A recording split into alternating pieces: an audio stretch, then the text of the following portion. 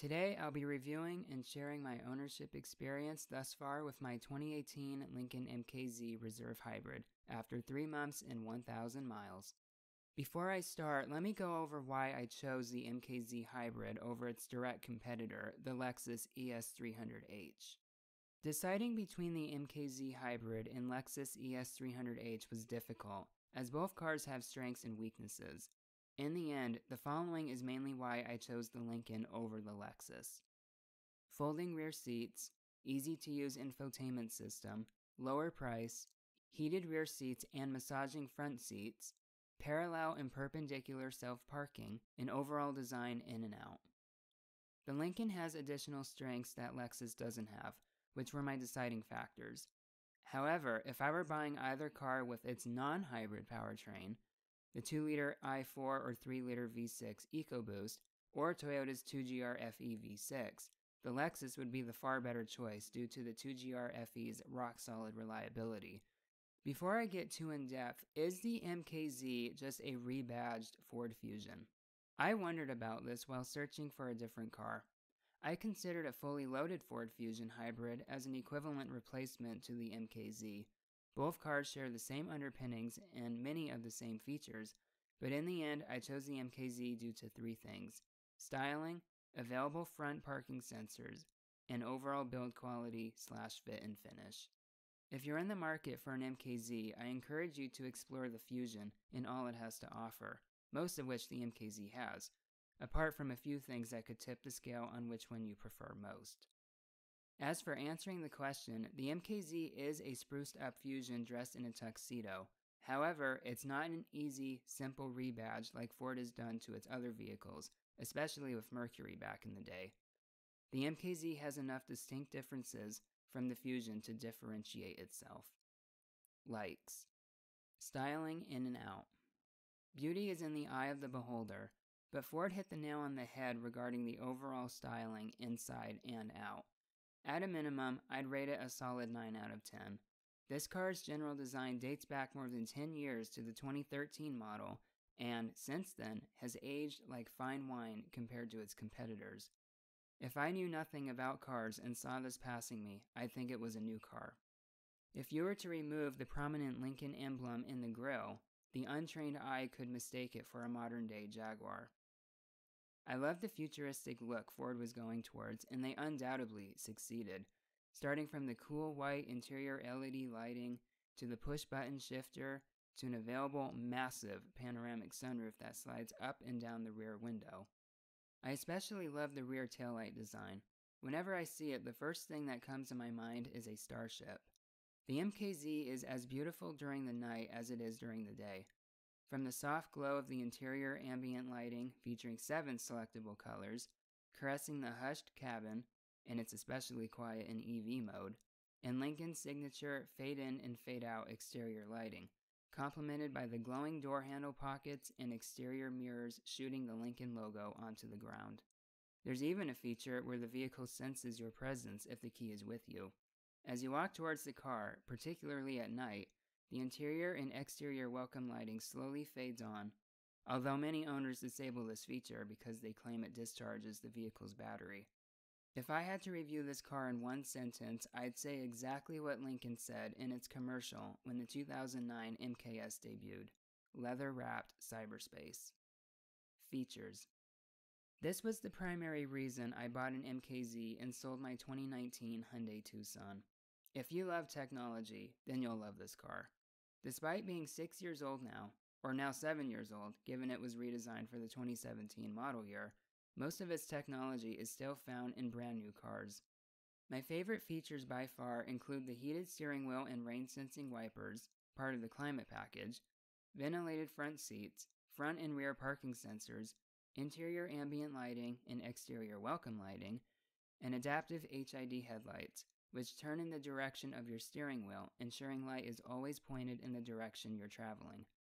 And compared to halogen bulbs like cars I've owned prior, these HIDs are as bright as the sun and visibility is very good. As a bonus, mine is equipped with the multi-contour front seats with massage. Though I rarely use the following features, the parallel and perpendicular self-parking feature is really cool, and it actually does a good job. It does take some getting used to seeing the steering wheel turn on its own.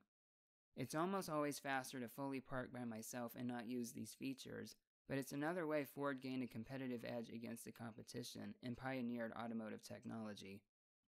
The one feature I wish it had was a 360-degree camera system, but the front and rear parking sensors act as a 360-degree field for detecting obstacles, even on the side of the car. Fuel economy.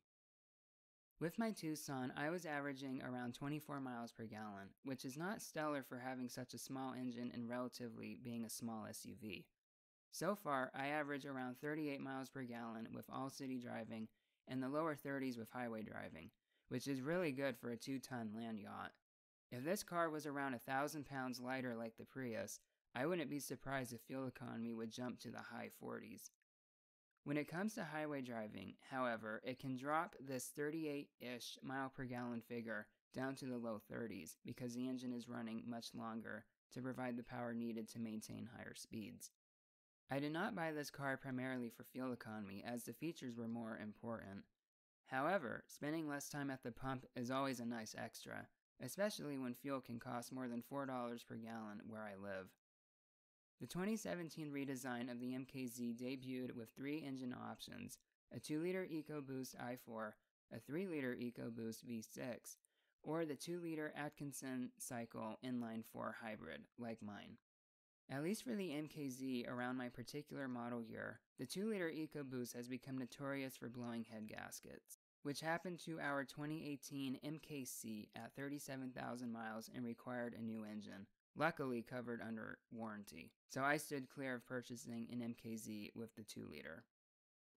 The 3-liter EcoBoost V6 has better overall reliability than the 2-liter, but it isn't as good as the hybrid, and it would have worse fuel economy than what my Tucson was getting. Since I still wanted an MKZ, my only option was the hybrid version, which historically has far fewer issues than the other 2 engine choices, and is capable of having good longevity.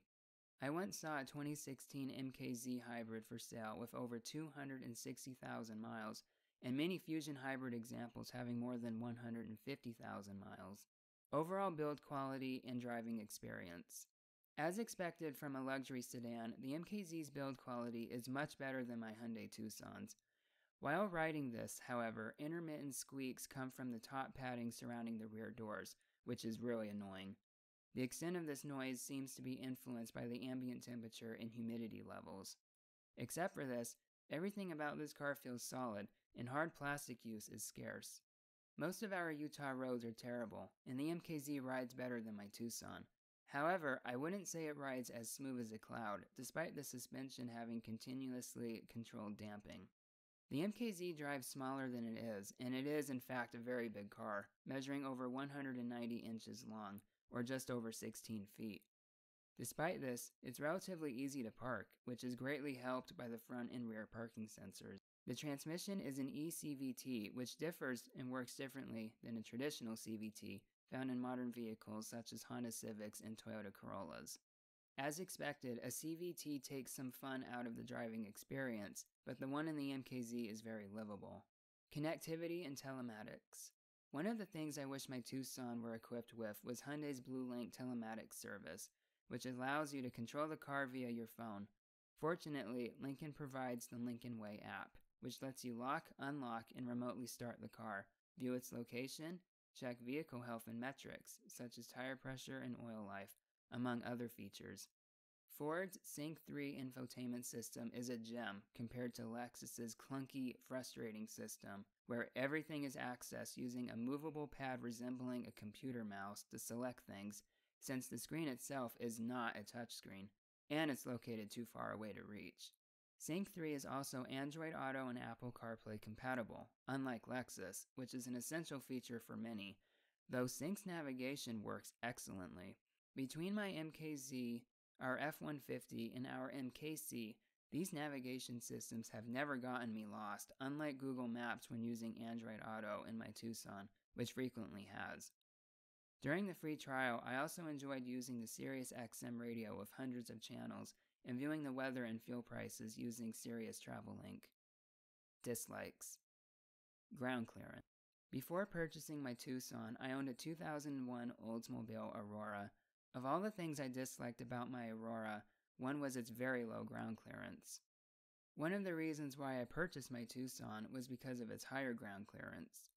The MKZ essentially has the same ride height as my Aurora, but I wish Ford had designed it to be just a few inches higher, though this probably would have impacted fuel economy negatively. Ingress, egress, and headroom. The MKZ is difficult to get in and out of if you're tall, and the headroom is tight, even when sitting in the back. For front seat headroom, part of this is exacerbated by the angled A-pillar design, which results in less room to duck your head when initially stepping in and out.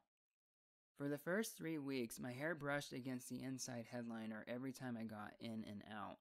If you're over 5'10", you'll want to ensure you can get in and out easily. The 2017 Lexus ES I test drove also had very tight headroom. High-speed performance. Let's be clear, I did not choose a hybrid for performance. However, the MKZ Hybrid is a heavy car, just shy of 4,000 pounds. You feel it during highway driving, especially climbing grades. On one trip to Cedar City doing 70 miles per hour for 45 minutes, going from 3,000 feet to 6,000 feet in elevation, the engine RPM was at 3,000 most of the time, higher than I expected. The MKZ's 2-liter Atkinson engine is already not very powerful, and combined with higher altitude with less air density, the engine works harder. Again, this car weighs nearly 2 tons, and that's with no one sitting in it. My Tucson was about 600 to 700 pounds lighter, but it too wasn't powerful, and it struggled climbing the gradual highway grade. At lower city speeds, however, the MKZ Hybrid's performance is adequate, sometimes even zippy, depending on how heavy your right foot is. Revel audio system. This dislike is minor compared to the others, but the 14-speaker Revel audio system by Harman International is generally too bass-heavy to my liking, even with the bass level set to the lowest setting. This powerful system features high-tech features like Quantum Logic surround sound, but the presets for it sometimes make the music sound worse. Overall, the sound quality is just okay. Our 2018 F-150 has the 10-speaker Bang & Olufsen system, which sounds clearer to me and has better bass adjustment, and enough bass to make your ears bleed if you want it to. Our 2018 MKC is equipped with the standard 9-speaker sound system, where it too sounds really good. A 14-speaker THX system was optional. Again, this complaint is mainly due to too much bass, which muddles the overall audio quality for me. Intermittent electrical gremlins. This will apply to any luxury car due to its extensive use of electronics. Still, I've experienced a minor electrical gremlin here and there. However, some were brought onto the 12-volt battery becoming weak and needing to be replaced soon after purchase. The most notable gremlin I had one time was when the infotainment screen wouldn't display anything after turning the car on. The screen was backlit, but showed nothing. Strangely, the rear-view camera displayed normally when reversing. I couldn't access any navigation functions and barely any radio functions. I could still use the climate control, though I didn't know what temperature I was setting it to and couldn't control it using the screen. Half the steering wheel controls didn't work either, such as for phone functions. When I arrived home and restarted the vehicle after a few minutes, the screen began displaying usually, and all functions worked normally. While I'm not sure how electrical related this next problem is, sometimes the fuel filler door doesn't ajar upon pushing the button located on the driver's door. After a few moments, an error message sometimes appears on the instrument cluster display. As of now, I haven't been able to determine why the problem comes and goes. Fortunately, an override pull handle located in the trunk will open the door. Nevertheless, this issue is still irritating. Scarcity. This isn't really a complaint and not the car's fault, but it's worth mentioning. The search for my ideal MKZ lasted over 3 months, mainly due to one reason: scarcity. Many were located thousands of miles away, around the East Coast, whereas I reside in the Southwest. I knew exactly what I wanted and the price I wanted to pay, and there was very little applicable inventory within a 400-mile radius of me. There were substantially more Ford Fusion hybrids for sale than MKZ hybrids. Compared to other vehicles my family and I have bought, this car purchase was a very patient one, and sometimes tedious, but it was ultimately worth it. The one I purchased was located in North Carolina for sale through an online dealer, and it had to be shipped to me, similar to how Carvana works. Conclusion. Since I was 5 years old, I've always had a soft spot for Lincoln. Starting with the Navigator, this liking progressed to all their models, including the MKZ over the years. This MKZ Hybrid is the first Lincoln I've personally owned, besides having experience with the 2018 MKC Black Label. So far, I'm pleased with my purchase and don't have buyer's remorse. This car has met or exceeded my expectations in every way, and I plan to keep it for years to come. Sadly, Ford discontinued the Fusion and MKZ after the 2020 model year, though the MKZ, renamed Zephyr, lives on in the Chinese market today, and it looks awesome. For the money, the MKZ Hybrid is a car that can give you the most bang for your buck, while being relatively reliable. Though Lexus, Mercedes, and BMW get all the attention and the MKZ is commonly forgotten, it's an underrated, comfortable, stylish, and value-packed gem. Though not a perfect car, it's about as close as you can get for the money if your priority is comfort. If you're looking for a future-proofed vehicle that will keep up with the times for many years, it's hard to beat it. The best versions I'd recommend buying. What you should look for. A 2018 to 2020 Reserve trim, or called Reserve 2 for the 2019 model year. Note, 2017 and prior model years have a deactivated access to connectivity services such as lock, unlock, and starting from the phone because the vehicle is equipped with a 3G modem, whereas 2018 Plus MKZs have the functioning 4G modem.